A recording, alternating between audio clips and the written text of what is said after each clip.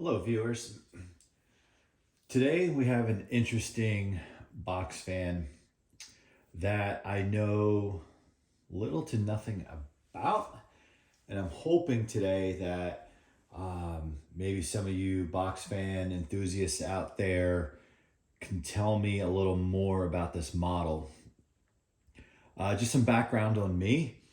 I particularly like to collect 80s, 70s, 90s, maybe some early 2000s box fans.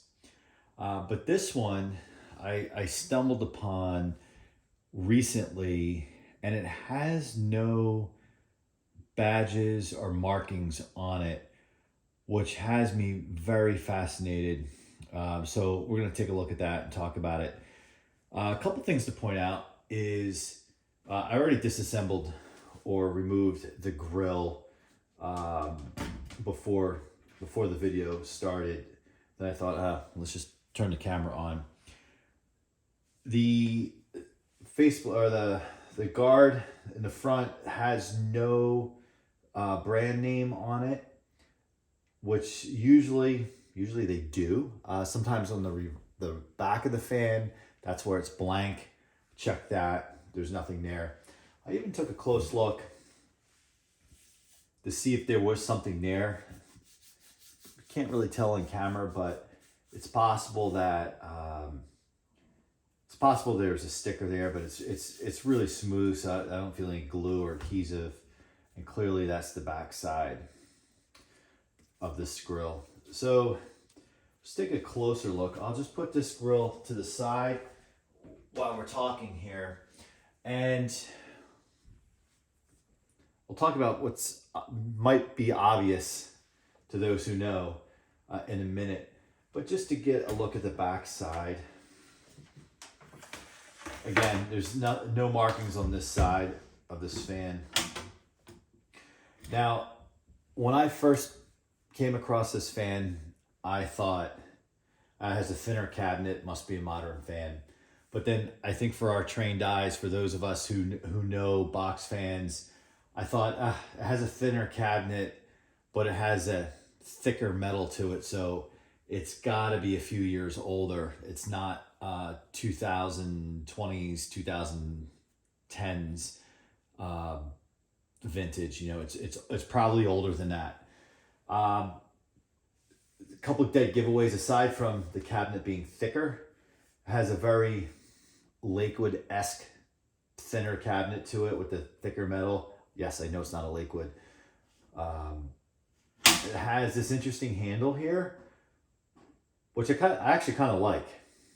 It's kind of nice because it's flat, so when you go to store it, it's flatter.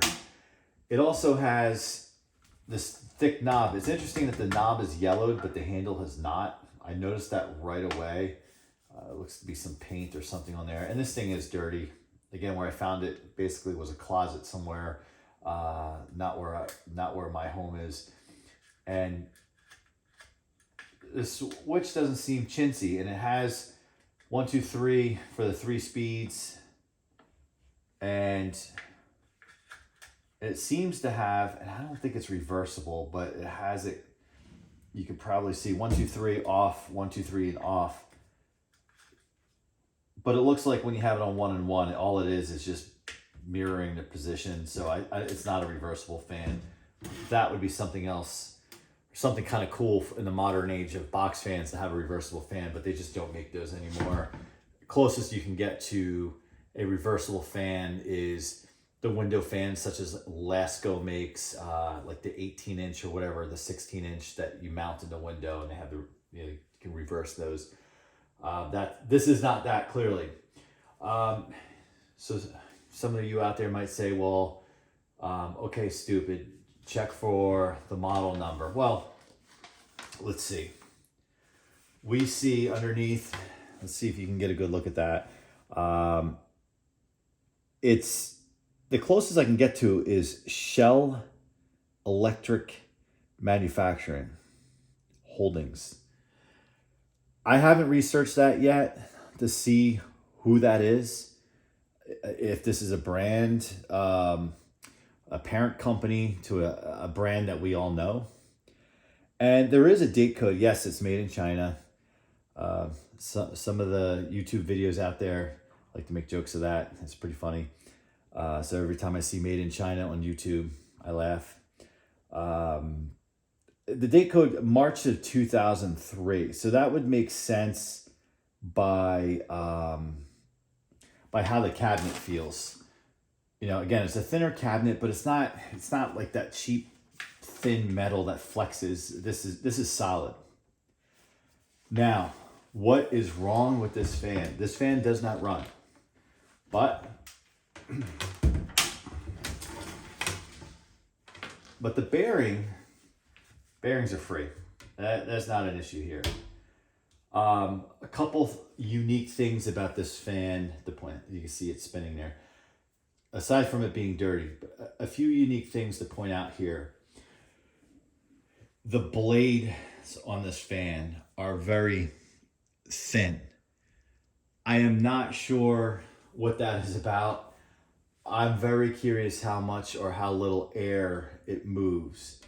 You know, I see a cabinet like this and I think of, you know, similar, you know, Lasco era size blades, whether the old D blades or something else. But these, yeah, you can clearly see that this one's bent, and I'll talk about that in a second. It's warped or bent. I don't know what happened. So when I see this, I think of the brand name Pelonis. If I'm saying it incorrectly, correct me. Which still exists today, and they tend to have these really thin blade sets, and I don't know how far back that brand goes. It was a brand that's not too appealing to me because modern box fans are not too appealing to me. They're a necessary evil because they're the only thing that exists, and if you don't want to beat up on your vintage fans, you buy something new. And so I don't know if this is that brand, Pelonis, or there's a brand that was out in the early 2000s.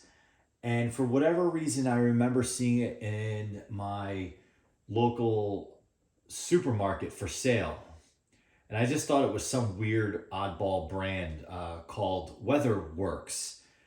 And I ultimately got my hand on a WeatherWorks maybe in the early or mid 2000s, like the mid 2000s. I got my hands on a secondhand one. And it was built like this where it had a thicker cabinet. It was thin, but it had you picked it up and thought, oh, this is not a cheap box fan. It's solid. And in many ways, those of you who are familiar with the Edison thinning lights, while they're thinner, the metal sometimes is a little like flexy. This is a thicker cabinet than, say, a thinning light. So I thought maybe this could be a WeatherWorks box fan.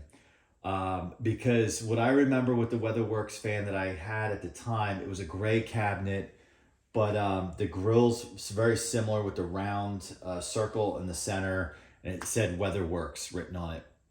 So I don't know, or are they one and the same, and they're just rebadge engineering, whatever they call it. It's possible. I would love to hear what you guys know about that. I know a few of you in the Facebook box fan groups, super knowledgeable.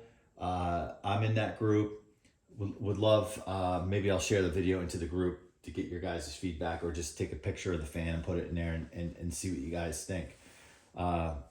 So that is the mystery to me. And as a guy who's been around, who knows fans pretty well, I can't seem to figure this one out.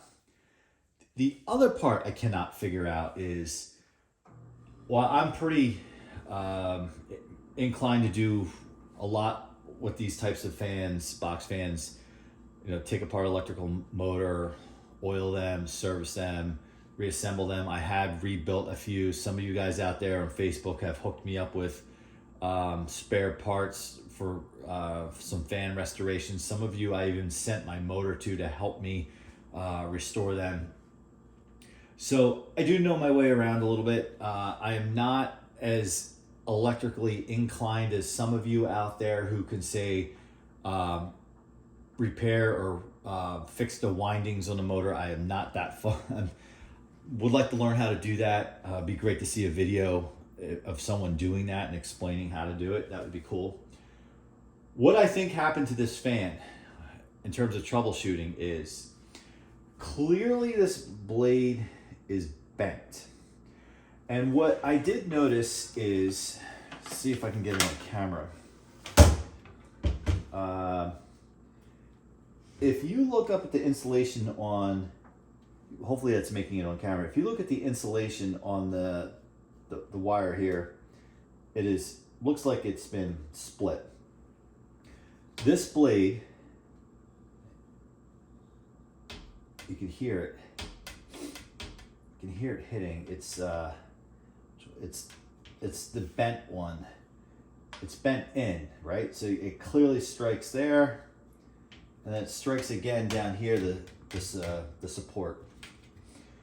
So what I should imagine, because again, this does not, you turn it on, you don't get a hum, you don't get anything, nothing.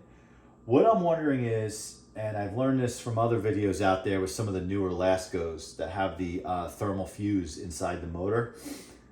What I am thinking, because this is not a fused plug, this is 2003, we didn't do that then, just your typical polarized plug. What I'm wondering is, if somebody dropped this fan, fell out of a window, although what's interesting enough, the cabinet is not dented, nor are any of the slats on both grills broken. So very interesting, although it's a good quality, it's pretty solid. What I'm wondering is if this fell, somehow one of these little flimsy blades bent, caught this, and it might have either has split the wire where I just can't see yet, which it looks like it's all intact. I see the insulation underneath, so I don't think that's it. And even down here, what I'm thinking is the blade got caught, because I did try to bend it out because it was already so warped or bent, that it got caught, the motor overheated, burnt out. I did give it the old sniff test. I stuck my nose in here and it doesn't smell burned out. I definitely have burned up fans before. So perhaps it has a thermal fuse in that shot. If anyone could tell me in the comments, that would be interesting to know. I have never replaced a thermal fuse. I watched some of you really smart guys online do it. I don't know if I'd attempt it. Maybe I would. What do I have to lose? The fan's already not working. The other unique thing I found about this fan, I thought, is it's, again, the quality, cabinet, the grill seems solid, the handle, the knob. But why would they put such a flimsy little blade set on here is beyond me. Again, unless I'm mistaken something, this thing does move a lot of air and this motor is really powerful and it turns these things pretty fast. I do seem to recall when I mentioned the WeatherWorks box fan I had years ago, I no longer have it, or I would do a comparison, had thinner blades, but the thing was a beast. It sounded like a helicopter. It was so powerful. And I don't know if the bigger motor spinning the blades potentially faster offset the small blades. I don't know, or if it had to do with the pitch. The other interesting thing is, as we know, most of these blades on most box fans pull off, right? I think those of us who are into doing this kind of thing have know the struggles of pulling a Lakewood blade set off, like a second gen or a first gen, how fun that can be. Or even like a McGraw Edison, pulling that off can be challenging, right? However, this is the first fan I think I have, and especially definitely first one in my collection, even though I technically don't own this, that has a nut on the end. I obviously haven't taken it off yet. I will. I probably will. I'm hoping that, again, some of you guys could comment and tell me, hey, yeah, you know what? Pop that blade set off and look for this, and that'll tell you what's wrong with it. That would be cool. The only problem I have is if I do get this thing going, these blades are shot. There's no way I'm bending that back to a way that it will be balanced ever again. It's just, you know, it might be more of a, hey, just throw this in the collection and just say, hey, I got a different type of fan here. So I'd like to hear what you guys would have to say about this. The other part of it is if this thing's trash, I'm interested in possibly keeping the cabinet and doing something with it, because it is way better. This cabinet is way better than any of the new Lasco fans. And it could be something where I have a trashed Lasco, a newer Lasco model, and you guys are the expert with all the model numbers. I just know them by more or less year designation. Take a newer Lasco, kind of retrofit it into this fan, or this cabinet. That could be kind of cool. So I don't think it's worth just tossing this thing for the sake of tossing it. I always find that there's something good and something bad, and we could do something with this. I would like to know what you guys think. If this as is repairable. The Achilles heel, like I said, is probably the blade set, being so unique. It's not like this is just a Lasco and I just pop it off, pop it on. It's unique to what it is. So tell me again what you think we should do with this. Should we strip it and just use it for parts and then build it up? For example, my son found a newer Lasco at the dump. It was nearly smashed to smithereens, but like his father, he grabbed it and he found another cabinet for it from another Lasco, stripped it, painted it, oiled and serviced the motor, moved everything over to the other cabinet, and he actually made and maybe we'll do a video on that one, made his own version of a Cool Colors Lasco fan. He made his own color. Really neat. He did a green Cool Colors, if you will.